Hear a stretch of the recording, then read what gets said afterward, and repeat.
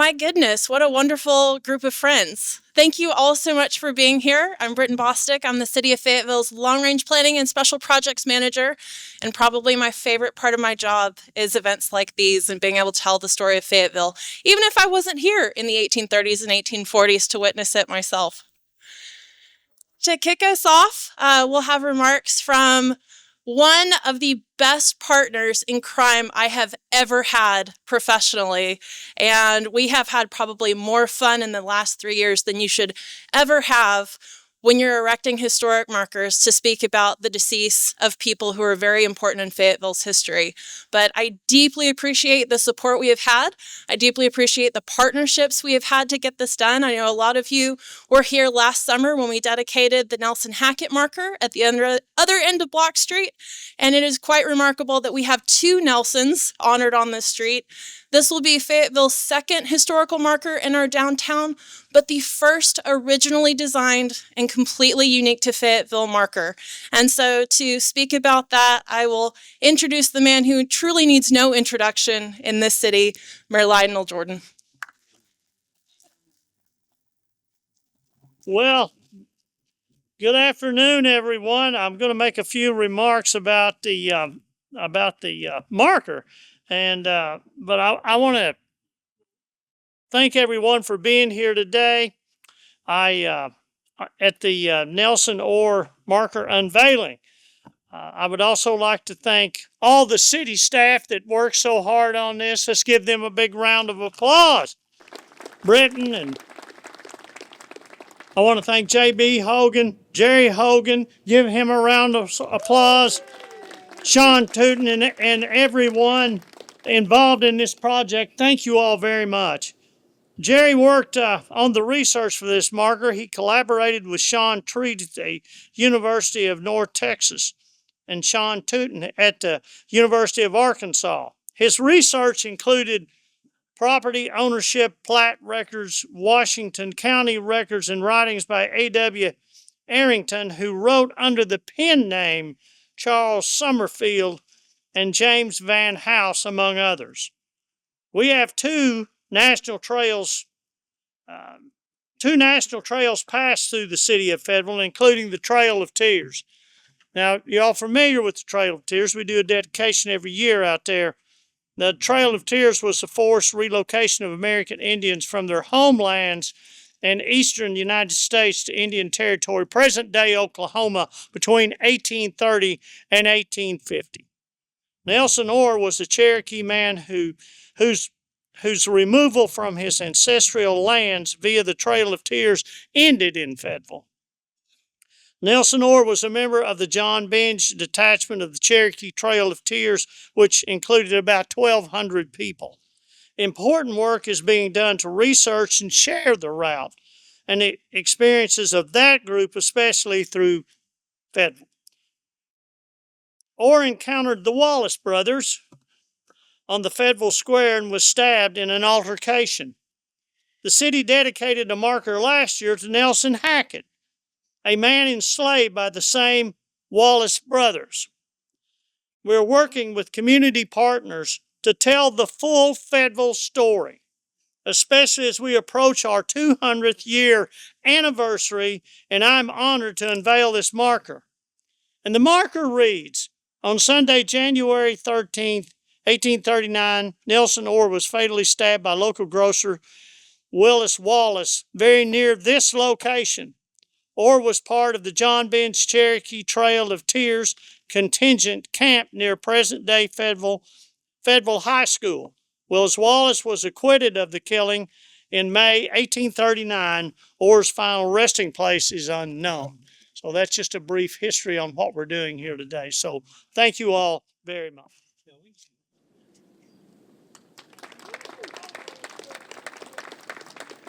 Besides the fact I love getting old, all I want to do today is thank some people. Number one, Sean Touton, our friend here. I want to thank him for supporting this project from the very beginning. Dr. Sean Touton, University of Arkansas. I want to thank Dr. Sean Treat from the University of North Texas, who did a bunch of research on Nelson Orr that allowed me to also find that research and connect him and restore his good name, if you will. I want to thank Christine Myers and the Fayetteville Historic District Commission for starting this project and moving it forward. I want to thank Mayor Jordan and the City Council. I think both groups unanimously approved it. And then finally, I just want to thank, I talked about partners in crime, Britton Bostic. She's shepherded this project from day one. So thanks to all those people. Thank you very much. Let's go. Hello, everyone. My name is Sean Touton, and I'm a professor of English and the director of Indigenous Studies at the U of A. And I'm also the author of the forthcoming book, What Was the Trail of Tears? It's for young people. That's not a plug. But I do want to say a bit about that at the end of my statement here. I'm also a citizen of the Cherokee Nation, and my family was on the George Hicks Detachment with 1,100 other Cherokees. Well, in total, 1,100 Cherokees. They had 60 wagons, 600 horses, and 40 pairs of oxen on their journey. And they left on 1 November 1838 and arrived home, or in the new home, on the 28th of March 1838. That's 4 months and 2 days for that journey. And like many detachments, there were many deaths.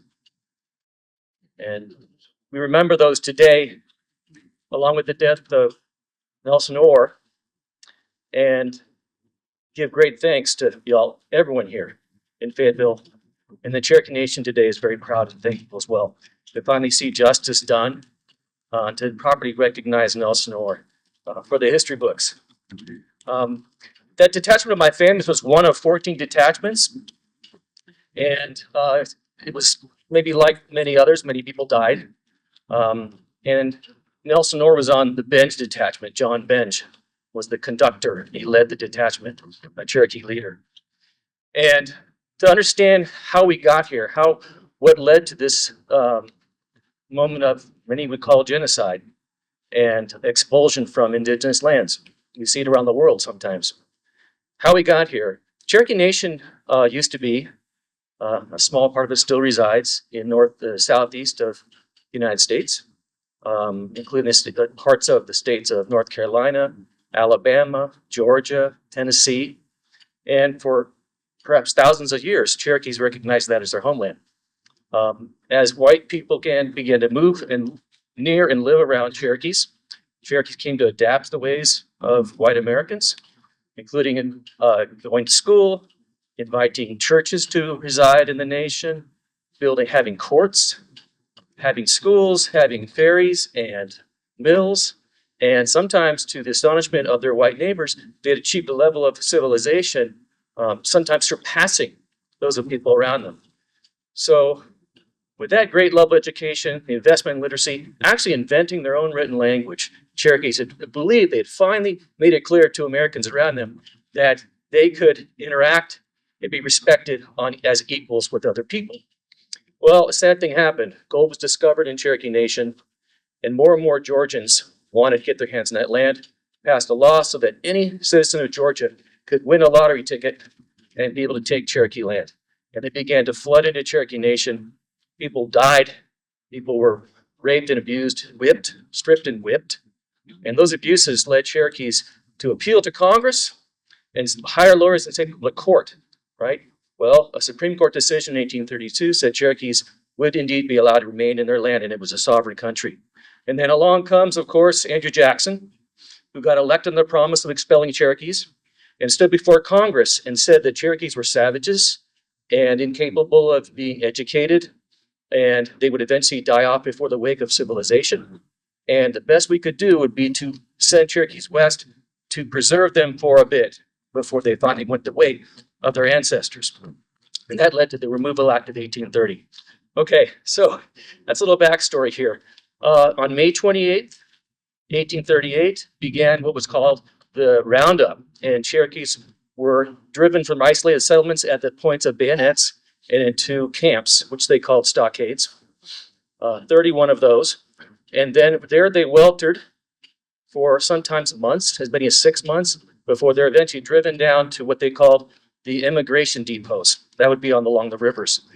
Cherokees crowded together and not getting proper food or shelter, got diseases, and many, many died, as many as 1,500 at that, just from the camps alone. They were in such poor condition because of diseases like measles and cholera and smallpox and whooping cough and dysentery that they were so weakened that that was their condition before they went on the Trail of Tears. And that's what led to, by many estimates, 4,000 deaths for Cherokees, which you might say has led to, at that time of 16,000 Cherokees, more than a quarter of all Cherokees died on that terrible exodus.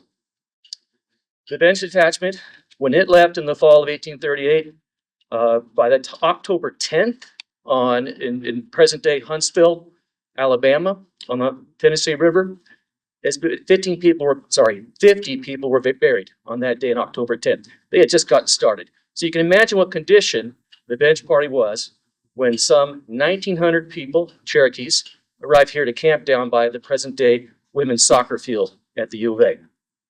They were desperate and poor. Many had suffered diseases. They've been burying the old and young along the way. And what happens, I ask my students often, when you lose your elders and your children? For an oral people, you lose your history, that's your past, and you lose your future. And that's the state Cherokees found themselves in after the so-called Trail of Tears. Nelson Orr came up here to the square to get much-needed supplies. People didn't have proper clothing, shoes, blankets. Many were frozen to death during the winter. And get food and just try to calm people and soothe the young and the old who were being carried in wagons and barely surviving. So up there in this desperate situation, that's when the fight broke out. When someone hurled an insult, one of the Willis brothers, at a Cherokee woman, and to defend her honor, he had fought with the man, and they rolled in the dirt. And that's when Willis Wallace, the brother, jumped over the counter of the store and stabbed Nelson Orr with a Bowie knife. In the history books, the famed Arrington called Nelson Orr a desperado. He also said that they were here in the summer, and the bench party was here in January, you heard. So it discredits right away the historical performance of Arrington. Instead, the truth is, if they ask around, and I did this, well-regarded historians who were close ties to the Cherokee Nation have said, in anger, Nelson Orr was a translator, meaning that he was fluent in English and Cherokee, and he very likely was an interpreter on that detachment to gain needed supplies, to calm others. Many, many white people around them were trying to defraud Cherokees, steal from them, commit terrible acts of violence, even rape. These were desperate times for all these detachments. Many detachments were run out of the camp by any white ranchers or settlers because people feared they had diseases. So they had to be on their guard, never leave camp. There were murders all along the way on the Trail of Tears. And it's difficult to say this, but there was a lot of cruelty, a terrible time. And I want to believe, I have to believe that there's more humanity in the world today. Nelson Orr was a leader because he was fluent in 2 languages, and he was an interpreter probably, and called to calm the violence that almost happened here when on that stabbing, hundreds of Cherokees got together and to come up here and burn this place to the ground. There were only 8 buildings on this square, and we're talking 1,900 Cherokees, and very few by comparison, white settlers. And that didn't happen, perhaps because of the work of some translators. Some Cherokees who knew English and be able to calm the crowds and work in diplomacy. So that's some of the backstory on this event, which makes I know Cherokees and all of us very proud to have this marker. I mentioned my book that I have coming out. If you write a book, sometimes you work with editors who want to change your words. And my editor said she wanted me to include a sentence in the introduction of the book that said, "The Trail of Tears was one of the saddest events in American history." And I didn't want to say that. And I changed it to the Trail of Tears was one of the most shameful events in American history. Because Cherokees more and more want to refer to the Trail of Tears as not as a time that we cried or we suffered, helplessly as victims, but rather a removal, simply, and a time of great Cherokee defiance and resilience and survivance and diplomacy and adaptability and all the great active things that Cherokees did uh, to be remembered, so that the memories of their ancestors and their elders and their children would never be forgotten. And today, it's difficult. I'm saying that I wrote this book, I'm trying to explain human cruelty in America to 10-year-olds. And how the heck do you do that? All I can say is that sometimes these events bring out the worst and best of humanity. And I have to keep believing that there are moments when we showed true humanity as Americans. Someone like Ralph Waldo Emerson wrote a letter in anger about the Trail of Tears. Other white settlers wrote petitions to delay the removal. And that's what's very important to take away from this when we have this wonderful marker up here today. That we recognize what happened, we recognize it, and be, in fact, perhaps inspired by the events, and tell ourselves, we hope to God this will never happen again. So thank you very much for listening, and thank you, everyone.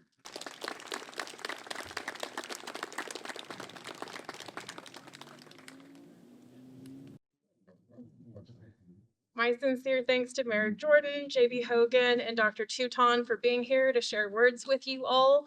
Thank you for being a part of telling Fayetteville's full story, even if we have to go back to the beginning of this city.